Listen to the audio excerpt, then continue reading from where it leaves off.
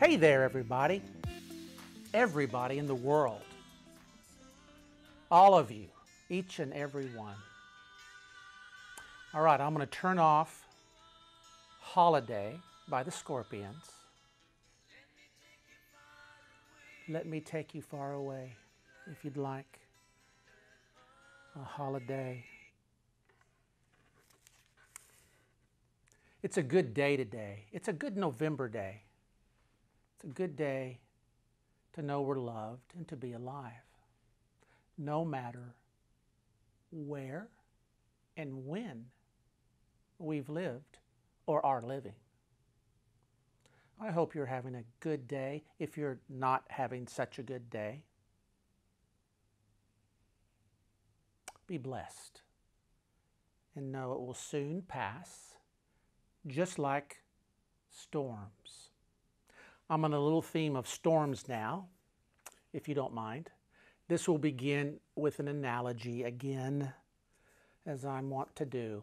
And this will be kind of a strange one, or maybe not. It's always hard for me to know who relates to certain experiences in the same way, and like we all do, we go, oh, I relate to what he's saying or she's saying. Oh, what's going on? Yeah, I feel the same way. Or what? I don't understand that. But I think in some ways you can relate to this.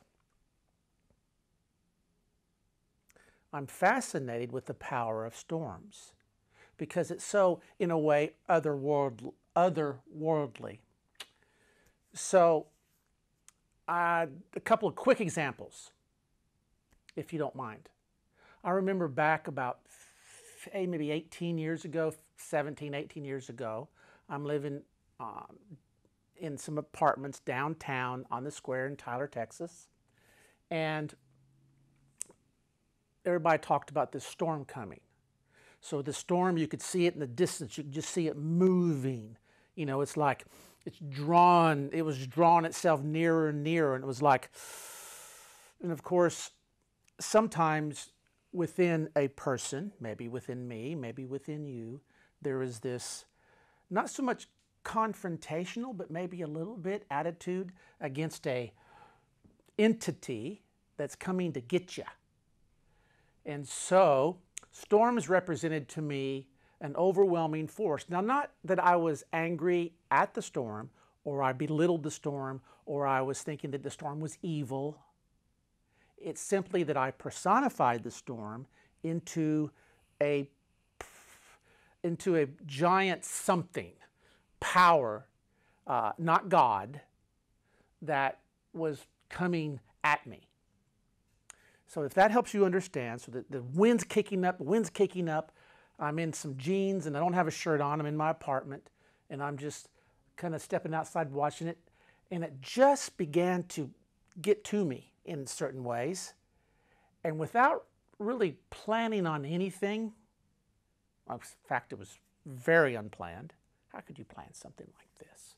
Ridiculous. So it was very unplanned. And as it got, well, the wind was really kicking up and coming through the streets, and then the first raindrops were starting to fall, and it's fixing to be a deluge. I can remember stepping out, walking up the walk. Everybody's got their latch down on their windows, I thought. And I'm walking up, and I begin to yell at the storm. I began to just rail at it. If that's too strong of a word, I don't know. You know, like, ah! And I was just going at it, you know, come on, come on. You think you can take me? Come on. I know it sounds a little ridiculous. You just had to been there and had my same experiences. And just, I wonder if any of you have done this. And I just went at the storm, and I was yelling at the top of my lungs. And it was, the wind was just loud. And it was starting to rain pretty hard. It was just, lightning was in the air. And I was like, and I stood out there and just yelled. Right there at the bottom of this, there was a stairs that came down. I was just right there looking at it coming at me. Finally, I thought, well, okay, whew, that felt good. So I turned around to go back into my apartment, down a little ways, and lo and behold, one of my neighbors was out the window going, pointing down at me going, whoa, like, dude.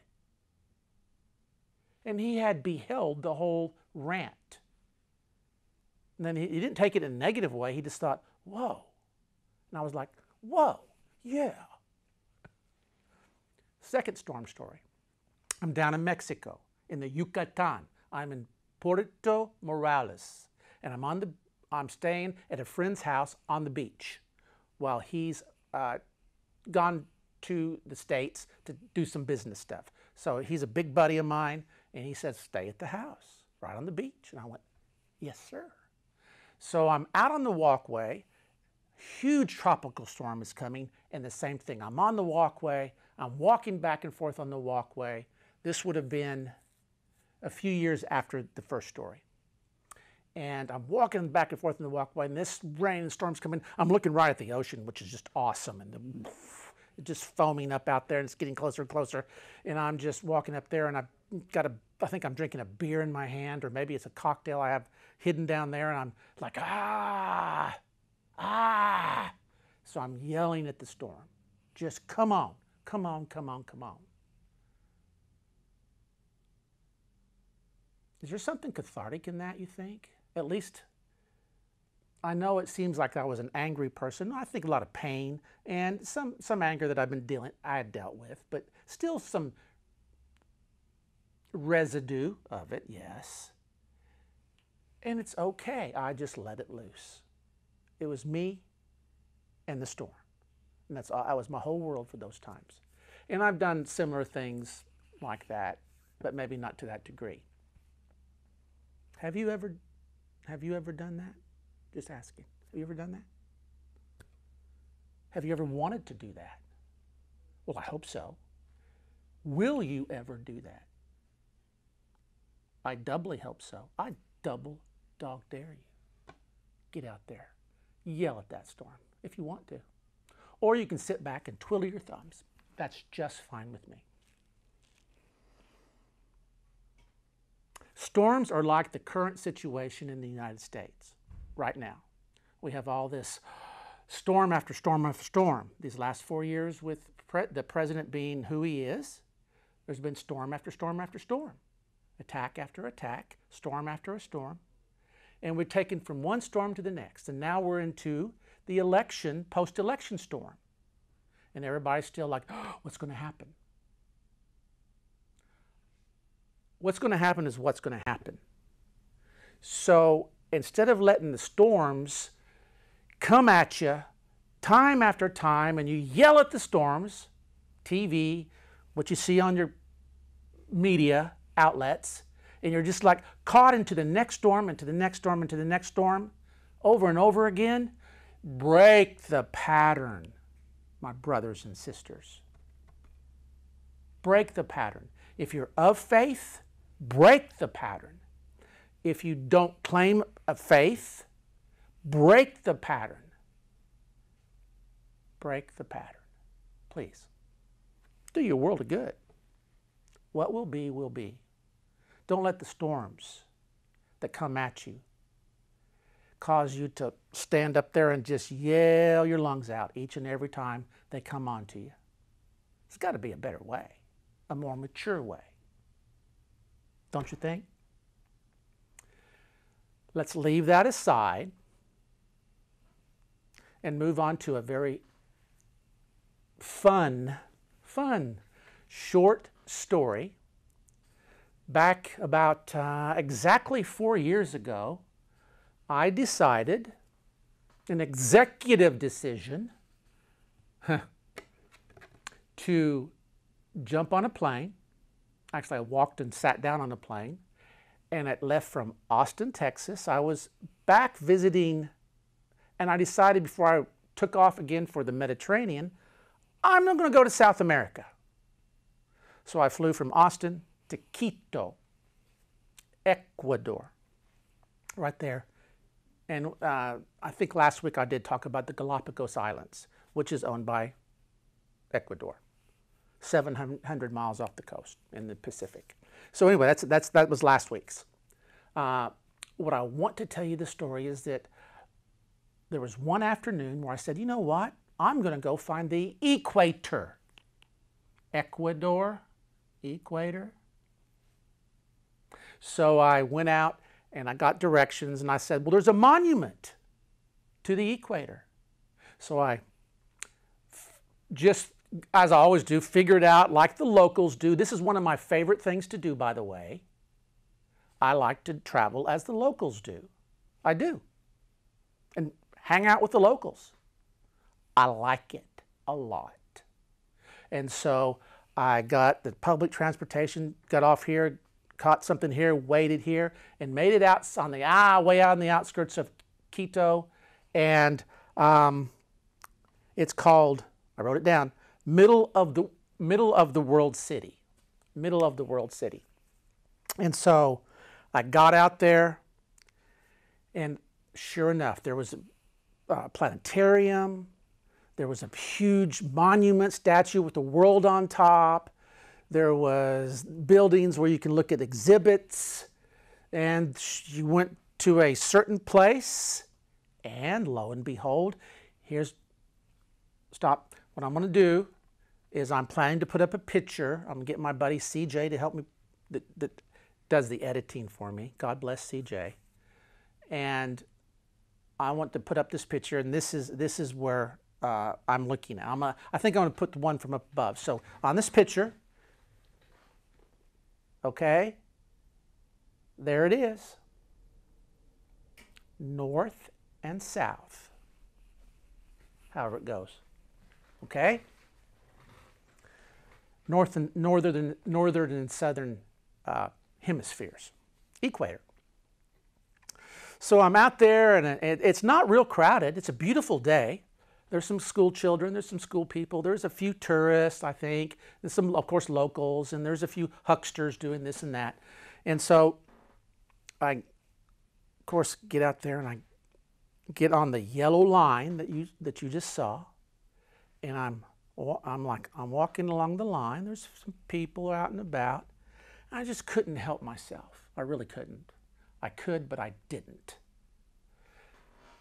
And I got on one side of the line. I said, here I am on the southern hemisphere. And I jumped across the line. Here I am in the northern hemisphere. And I started going back and forth. I was walking down, and I'm jumping on this side. I'm going, northern hemisphere. I'm in the southern hemisphere. I'm going back and forth. I did that 3 or 4 times. And so I noticed that there was a few people watching. Of course, there was some, what I didn't know is there's some school kids behind me, I think real young. And they saw me hopping back and forth and kind of doing a little dance. And so then I thought, that's cool. They all were just like watching. There was like 4 or 5 of them, and in their uniforms. And so I just went, and I did a little, I call it the Equator dance. So it's totally made up, so I'm not going to even perform it for you right now. I'm trying to get all rights reserved on that dance. So anyway, I did this Equator dance back and forth, and then I got to the end, and I turned around like I was playing hopscotch and looked at everybody. I went, put one foot on this side and one foot on the other side and said, I'm a man of 2 worlds. And I put my arms up like this. Got a picture of that. Had somebody take a picture of me of that. I'm a man of 2 worlds. I'm in 2 worlds at the same time. The northern hemisphere and the southern hemisphere. Too much fun. Too much dancing. I was laughing, having a great time. I'm a kid at heart. And I know that there's a loss of that in our society these days, being kids at heart. Be like that child. For theirs is the kingdom of heaven, somebody said. My favorite person in the world said that. Yours too, I hope. Now, I'm going to try to keep this really concise. I don't want to get undisciplined in these podcasts. I really want to be myself, and I really have a spirit of humility in this because, again, doing this is something that I feel like I really want to do, and I think I'm doing it for the right reason. I really am a man that checks his motives often. I really am. I try to be, anyway. Advice, if you will receive it. Told you about the storms. Told you about dancing on the equator. Advice. Please, you, right there. More dancing from you and less watching the storms. Will you do that with me, please? And more dancing, less storm watching.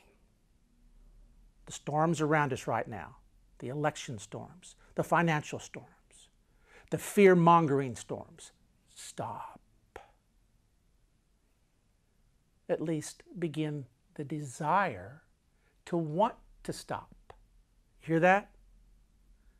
If you go, oh, begin the desire in your head here. Let it filter down. I want to stop so much with watching the storms. And I want to do more dancing. All right? Couple of quick examples, and I'm going to finish up. I'm hoping to keep this shorter. I hope. Sometimes these thoughts enter in, and I kind of go with them, and I'm try to be better at not doing that. Okay? Dancing. There's a famous story, historically, where King David was bringing the Ark of the Covenant back to Jerusalem. Ark of the Covenant, of course, contained Aaron's rod, and the tablets of stone. You know? And he was coming back to Jerusalem, and he was so excited that he took his kingly clothes off and down to his, I guess, to his underwear, to his ephod, to his covering of his, you know, of his lower parts. And it says that, and David danced before the Lord. Fact is, he lost himself, obviously, in his dancing before his Creator. He was so excited and happy. He couldn't contain himself. And here's the king, taking his clothes off except for his undies, and dances before God in public. Whoa. I'm going to read you a response to that. I think that's the coolest thing in the world. And isn't David called a man after God's own heart? Even with all the stuff that he did, some bad stuff. But his heart, that's what God looks at. And you know that.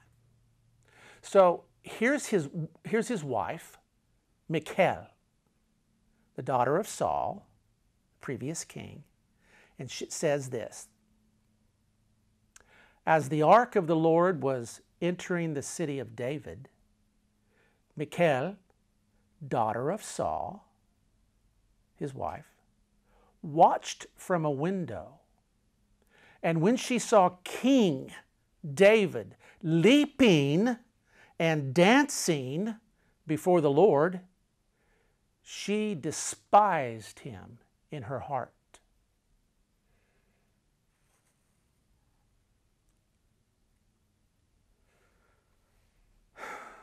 What do you think of that?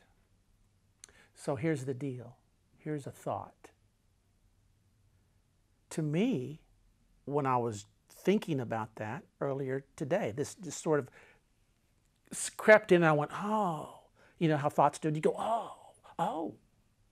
Like you're supposed to do something about it. She reminds me, her response reminds me of the spirit of religion In this instance, she's the spirit of religion, full of judgment. Now, I'm not talking about the secular world, because they're always full of judgment a lot of times. And I'm not saying that with judgment. I'm just saying it as a fact. But within the areas of faith and of Christianity, there are many that also participate in judgment. And she shows the spirit of judgment here. Here's a person who's lost in his joy, dancing before the one that he loves.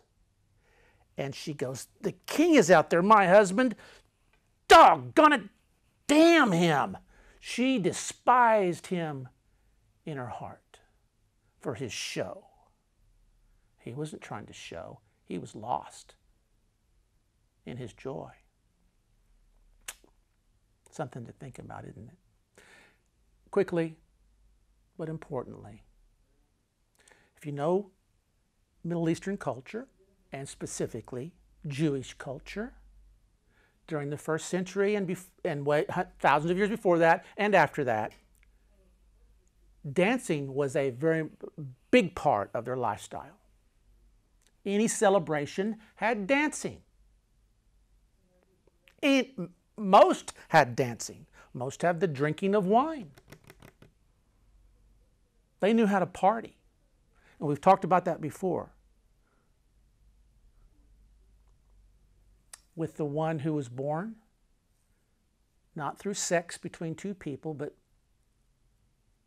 came into a virgin's life, and she became pregnant with him, and that would be Jesus. Do you think Jesus ever danced? That's a rhetorical question. Of course he did. That was a part of his culture. Do you think that at the marriage feast of the Cana of Galilee, that when he changed the water into wine and everybody was celebrating, and they always did like a big dance all together all the time. Do you think that he went, oh no, you guys go ahead and dance. I'm Jesus. I don't dance. No. No, I'm sorry to laugh like that. He didn't do that. He didn't do that. It's just funny. I'm not going to dance. No, no, thank you. I'm Jesus. And they would have said, we know. Come on. And he'd like, yeah. So he was dancing right with them. Papa, papa, dancing right with them. Arms moving, legs moving, laughing, smiling, feeling the joy in that moment. And that's what dancing's all about. Now, when I was younger, I did all kinds of other dancing too. It's that romantic kind as well. But there's a place for that as well. But that's not what we're talking about right now, is it? Okay. To close this, I want to take the two now. Remember when I told you about dancing on the equator? I hope you get to go and dance on the equator as well, at least in your heart.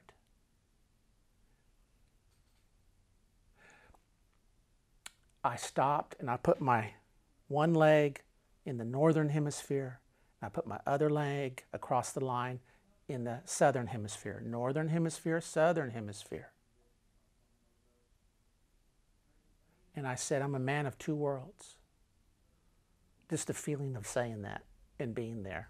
Pretty awesome. I'm very, very fortunate. I know. I know. There's a gift and a cost to everything we choose.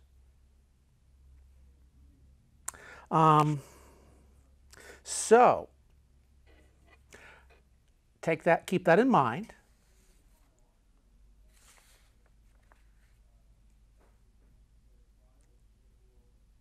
When you dance, we can dance in two worlds. Of course, we're right here and we're just moving and dancing. How many times have I danced by myself in my own apartment, my own little home, on the beach somewhere by myself? And I was like, it's just good. And I'd feel good, and I did whatever I do and kind of danced around. Many times in my own place, I've kind of danced and just happy. I'm just happy. Of course, I've been sad many times and didn't dance. But there's been times that I have. So be a person of two worlds. The world of the everyday stuff, responsible stuff in the sense of this world and all the things that go with that. And at the same time, know that you can, if you want, be a part of another world.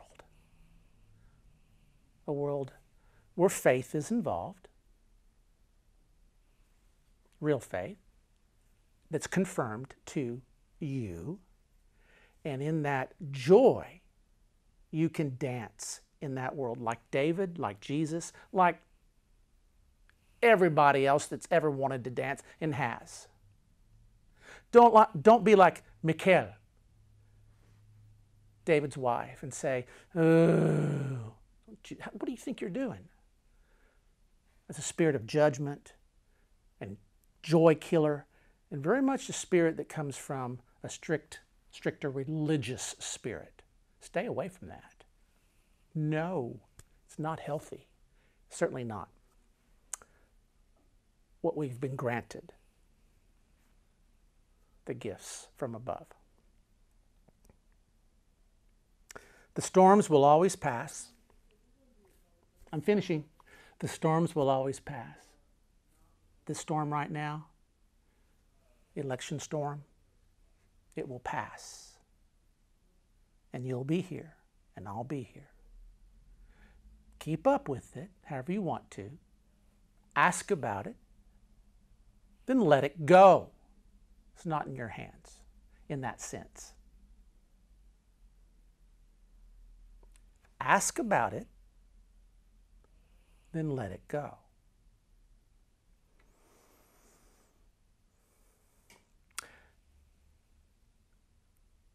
Don't live, please.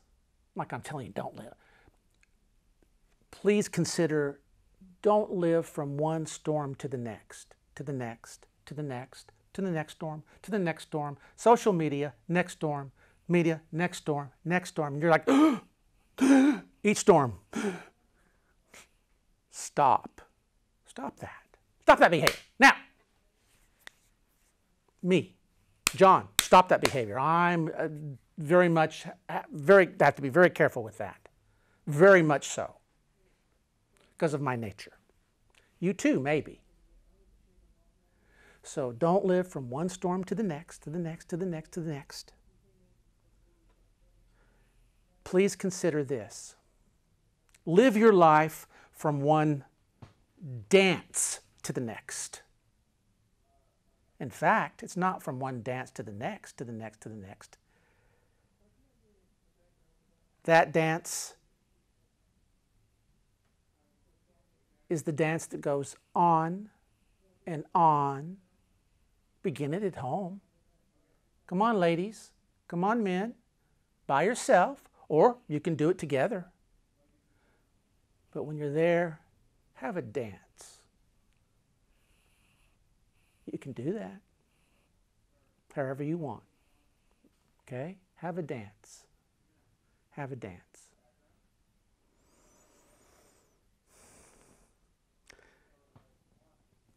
Listen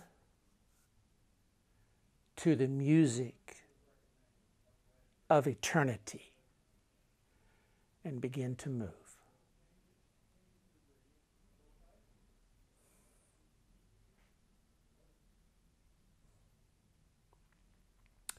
Nothing but love. Nothing but love for you. Adios.